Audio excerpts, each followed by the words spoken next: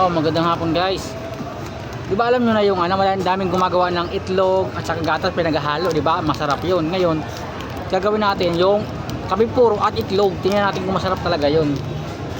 Let's go. Tingnan natin. Yan, kape puro Ayan. Oh. Haluin natin.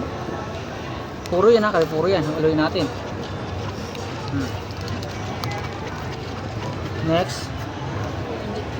Buminot tuloy tingnan ko anong lasa. Itlog.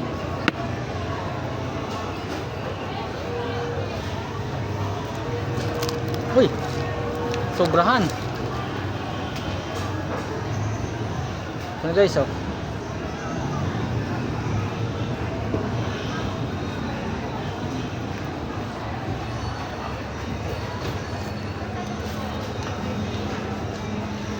Mapait lang siya guys na malapot. Mapait lang siya guys na malapot.